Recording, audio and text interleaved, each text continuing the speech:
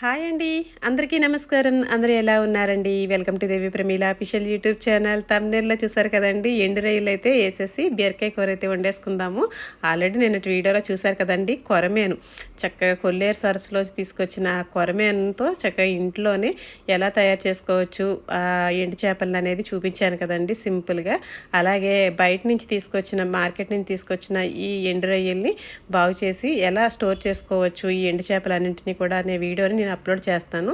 ఇక ముందుగా అయితే ఆ ఎండు రొయ్యలను అయితే కొన్ని అయితే తీసుకుంటానండి. ఒక 2 గుప్పెళ్ళు అయితే తీసేసుకొని ఇక ఇవాళ అయితే బీరకాయ కూర అయితే వండేద్దాము. ఇక 4 బీరకాయలు అయితే ఉన్నాయండి. కేజీకి 4 అయితే వచ్చినాయంట. ఒక 2 బీరకాయలు అయితే పిల్లలకైతే ఫ్రై చేసి పెట్టేసి లంచ్ బాక్స్లోకి ఒక 2 బీరకాయలు చక్కగా ఎండు రొయ్యలు వేసి ఎగిరేద్దాం కదా అని చెప్పి ఇలాగైతే తీసుకుంటున్నానండి. గోరువెచ్చని నీళ్ళల్లో వేస్తే కనుక అప్పటికప్పుడు తొందరగా మనకి పని అయిపోతుందండి.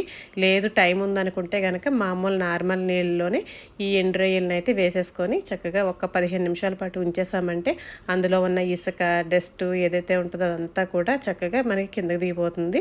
ఎర్ర రొయ్యలు ఉంటాయండి, ఎర్ర ఎండు రొయ్యలు ఉంటాయి. వాటికన్నా కూడా ఈ తెల్ల ఎండు రొయ్యలే టేస్టీగా ఉంటాయి, చాలా బాగుంటాయండి.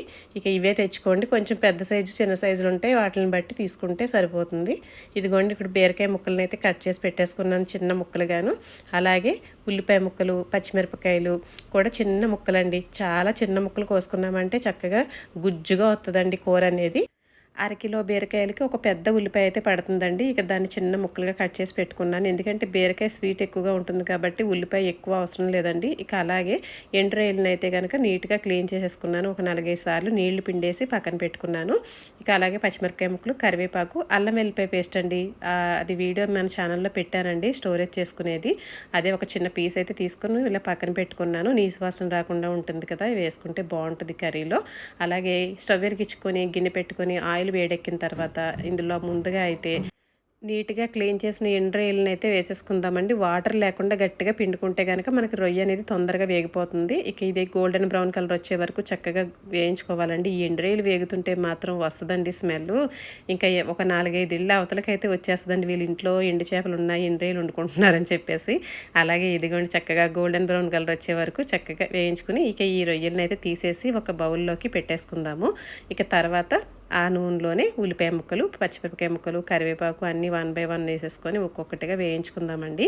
ఈ వేడివేడి నూనెలో కరివేపాకు ముందేసామంటే అది మన మీదకి రావడము చిమ్మడం నూనె అది లేదంటే అదంతా మెస్ అవ్వడం అవుతుందండి. కాబట్టి కొంచెం ఆ వేడి నూనెలోను మనం కరివేపాకు అనేది వేయకుండా కొంచెం పచ్చి ఉల్లిపాయలు వేసుకున్న తర్వాత కరివేపాకు వేసుకొని వేయించేసుకుంటే వేగిపోతుందండి.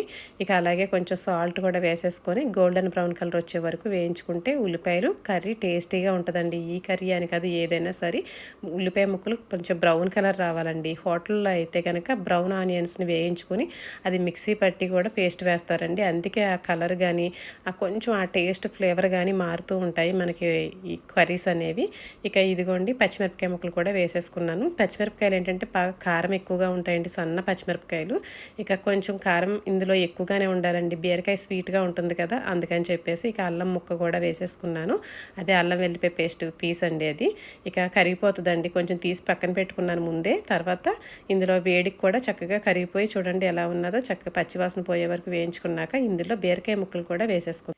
ఇగురు కూరలకి ఒకటే గుర్తుపెట్టుకోవాలండి, మనం ఎలాంటి వెజిటేబుల్స్ అయినా కూడాను ఇగురు వేయాలనుకుంటే గుజ్జు ఎక్కువగా రావాలనుకుంటే ఉల్లిపాయ ముక్కలు కానించి మనం వేసే వెజిటేబుల్ ఏవైనా సరే సన్న ముక్కలుగా కట్ చేసుకుంటే కనుక తొందరగా మగ్గిపోవడంతో పాటు మనకి గుజ్జు ఆ గ్రేవీ అనేది చక్కగా దగ్గరగా వస్తుందండి, చాలా బాగుంటుంది.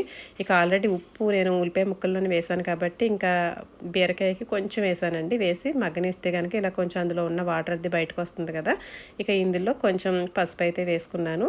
ఆ పసుపు కూడా కొంచెం బాగా కలుపుకున్న తర్వాత ఇక ఇందులో మనం ముందుగా వేయించుకున్న ఎండు రొయ్యలను అయితే వేసేస్తానండి.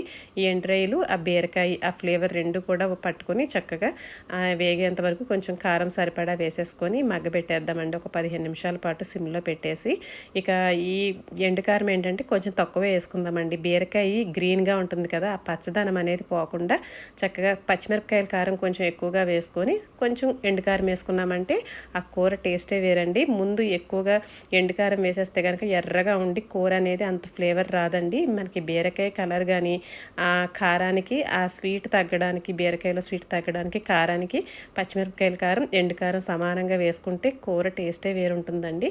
ఇక ఇలా కొంచెం నీళ్లు కూడా వేసుకొని మగ్గనిచ్చిన తర్వాత ఒక 10 నిమిషాల పాటు ఇందులో వేయించిన ధనియాల పొడి జీలకర్ర పొడి అయితే వేసానండి. కొంచెం అది వేసిన తర్వాత ఫ్లేవర్ బాగుంటుంది. ఇక ఇంకొక 10 నిమిషాల పాటు మూత పెట్టేసి ఉంచేసానంటే చూడండి దగ్గరగా ఎలా ఎగిరిపోయిందో.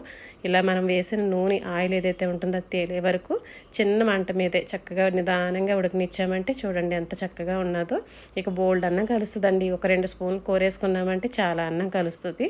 ఇక ఇదండి గిన్నెలో చూసారు కదా అడుగు పట్టకుండా ఎంత చక్కగా నీట్గా వచ్చిందో.